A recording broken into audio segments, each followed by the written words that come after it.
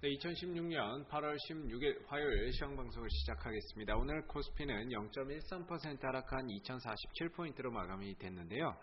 자, 그동안의 외국인들의 매수세도 오늘도 여전히 꾸준히 이어지는 하루의 모습이었습니다. 외국인들도 한 264억 정도 매수는 했지만 매수 규모 자체가 크지는 않았고요. 그 다음에 선물 시장에서도 매수를 했습니다. 그래서 전반적으로 외국인들의 매수 기조는 이어지고 있지만 첫 번째는 이제 매수 규모가 좀 크지 않다라는 거, 여전히 기관, 투신을 중심으로 한 이런 기관 쪽에서의 매도 물량이 꾸준히 출회되고 있다는 것도 어떻게 보면 시장이 올라가는 데 있어서 하나의 부담 요인으로 작용을 하고 있는 부분들이 아닌가 싶습니다. 그래서 오늘 2050포인트 그동안에 올라서고 난 다음에 거의 하루 이틀 3일, 4일, 5일, 6일, 7일, 8일 만에 이제 주가가 좀 밀리고 하락하는 이런 모습들을 좀 나타냈는데요. 여전히 지수의 방향성 자체는 우상향이라고 보지만 오늘 같은 경우에는 원달러 환율 자체가 1,100원을 깨고 내려가게 되면서 사실 이 수출 기업들의 이제 향후 실적에 대한 우려가 좀 작용을 했다라고 봐야 되겠죠.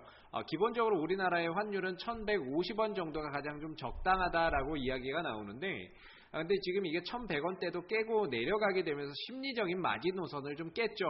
그러다 보니까 우리나라 수출 기업들의 실적이나 이런 부분들이 좀 타격을 받을 수 있겠다라는 우려 속에 오늘 수출주들이 상대적으로 좀 부진한 그런 모습들을 좀 나타냈습니다. 그래서 자동차 관련주들도 좀 약세 흐름들을 나타냈고, 삼성전자만 좀 좋았고 나머지 SK 하이닉스라든지 이런 수출, IT라든지 자동차 기업들, 업종 대표 종목들이 대부분 좀 약세의 흐름들을 나타내는 모습들이었습니다. 그래서 자, 오늘 보시게 되면은 장중 내내 갭상승 이후에 쭉 밀려나는 그런 모습들이 좀 나왔는데요.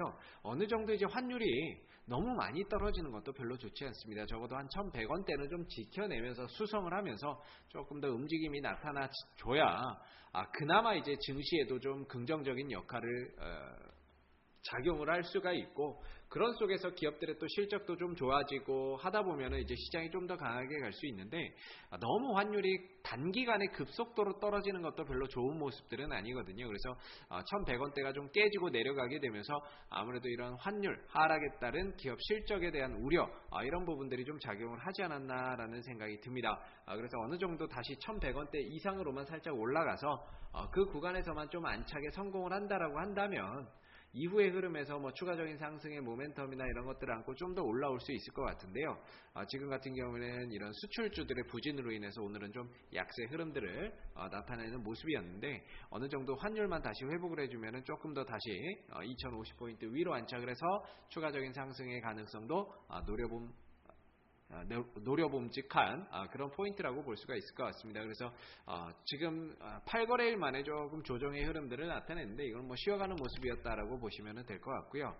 코스닥 같은 경우에는 오늘 장 시작하고 나서부터 해서 계속적으로 떨어지는 그런 모습들이 좀 나타났습니다. 거의 대다수 종목, 오늘 시총 상위 종목들도 대다수가 좀 약세의 흐름들을 좀 나타냈었고, 그 다음에 이 오셈 임플란트의 하락폭이 상당히 좀 컸죠. 아무래도 중국 법인에서의 실적 부진, 중국 법인들의 실적 부진 여파로 단기간에 또 급락을 하는 이런 모습들을 보였고, SNU라든지 이루온이라든지 이런 쪽은 또 유상증자 때문에 주가의 급락 흐름들이 나왔고, 백금 TNA, 아바코, 디지털 옵틱 순으로 해서 전반적으로 약세 흐름들을 나타냈습니다. 그래서 코스닥 시장 같은 경우에도 700포인트 자체에 큰 의미는 없습니다. 700을 넘어섰다라고 해서 더 갈 수 있는 것도 아니고, 반대로 깨졌다고 해서 단기간에 무너지는 건 아니거든요. 그래서 오늘 셀트리온만 제일 멀쩡을 했고, 나머지 기업들은 굉장히 부진하고 좋지 못한 이런 모습들이 좀 나왔거든요.